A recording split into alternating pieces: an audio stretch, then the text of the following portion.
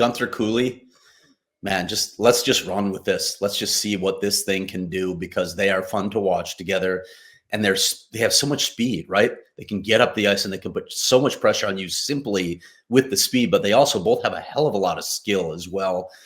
I wanted to ask you this, Petey. What's the best fit with these two guys on a line? Assuming that Logan Cooley is going to play center at some point, what's the best fit for them? I don't know if do they need a space clearer? Do they need a guy that can keep up with them? What's your thought on what the best mix is here? It's a hard guy. It's hard. It's a hard fit to find the guy that fits right with them, and I'm not sure they have him on this team right now. And when you look at the guy, Bugsted's getting an opportunity to play there. Krause has had an opportunity to play there. I think this is a hard thing to find. But you got a guy that can get to the puck, but has a little bit of pace. I think like a Jake DeBrusk, some guy that's a little more gritty. Brian Rust that you see in Pittsburgh, somebody with a little bit of grit that can get to the net, but can still play with pace, and not necessarily those guys you think of as offensive superstars, but guys that get to the net hard, but can still skate. And I don't know if they've got that guy on this roster right now. Krause is probably the closest thing to it, but we've seen that Krause hasn't been the exact perfect fit, like the Cinderella slipper for this line. I don't think the guy that's going to fit in this line for a long term is here in this organization yet. Do you mean like on the current roster or in Correct. the system? On the current people roster. in the chat are saying maybe Connor Geeky could be that. Maybe Daniil Boot could be that. Yeah, and Daniil Boot, I don't know well enough to know his game. I mean, you talk about his size and his speed is definitely there. I know we have to ask our chat because they see him more than I do. Connor Geeky is interesting though, because he does have a little bit of the bite. I'm just not sure if that's where they want him to slot in, or if they're going to end up with him in the middle of a third line role and not have him with those young guys. Yeah. Boots, an interesting thought. Wow, he's a guy who does move pretty well, and he's 7'3" now, I think. I just he grows every time, literally every report. But I will say this about both of those two young forwards in Cooley and Guenther, and you look at the goals that they had today.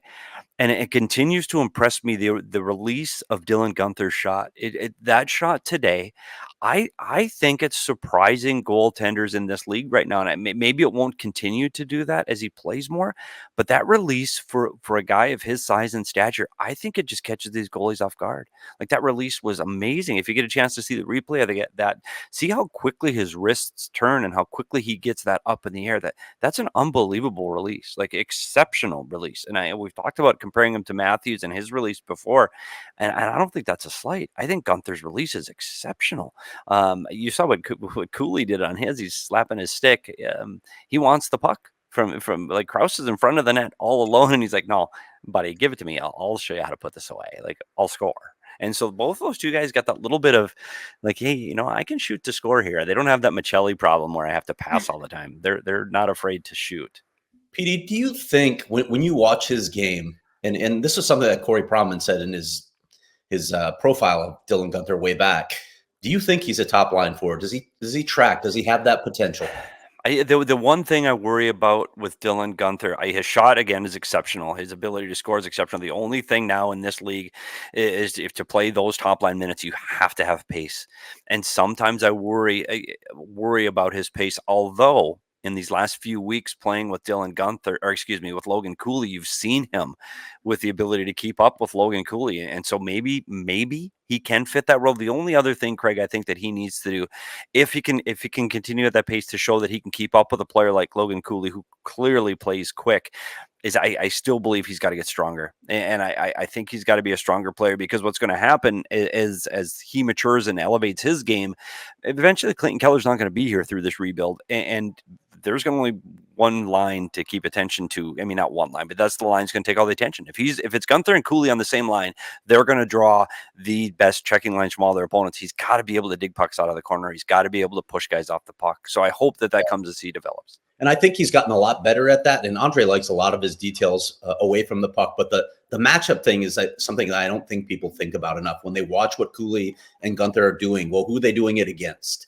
And if suddenly they become the focal point on the Coyotes, right, yeah, they're not going to be able to do as much. That's really important to remember. Right now, the focus is on Clayton Keller's line. That's where you're going to draw your top matchups. So I agree with you completely on that. I also wonder, like, when we were talking about what the fit is on this line, who's got the defensive responsibilities down low in the defensive zone? Like, Yeah. And they're not there yet. And both of those guys have a long way to go defensively. And I think one of the concerns they had with Cooley as a centerman is that's why they put him with veteran players. They had him with Zucker and they had him with Kerfoot a lot early because they wanted those veteran guys to help him defend in his own zone. Now he's got a little more of the defensive that he's got to take on himself. But I want to answer blatantly is saying, is Keller leaving? No, Clayton Keller's not leaving. I was talking about in the future when Keller has, later in his career, when now you're expecting Cooley and Guenther to take over the role of the top line players on this team, either with Keller being older in his early 30s or he's moved on to the future. I don't know, but I'm just saying when those guys take over the top line, there is no plan on Clayton Keller leaving this team. It is funny because they all seem so young, but there's like a full 6 to 7 year age gap between Guenther and Cooley and Clayton Keller, which is just unbelievable to think about. And I also feel like, well, first of all, Craig, it's a really good point in terms of their defensive responsibilities. But I feel like I have to say this every show. Since Dylan Guenther's gotten here, Logan Cooley has really blossomed. And just the two of them together has just been magic, if I do say so myself. But it's unbelievable. Like it's truly unbelievable to see. And like, especially Logan Cooley, I feel like he, because Guenther's been here for a short time and he's really, I think exceeded expectations in that time. But Cooley from game 1 to this game today, game 68, I think we've seen a growth line go up and up and up. What if they had drafted Matty Nyes instead of Ilya Fedotov? Who? Ilya who? Ooh. Can you imagine Matty Nyes on the wing with Logan Cooley and Dylan Guenther right now?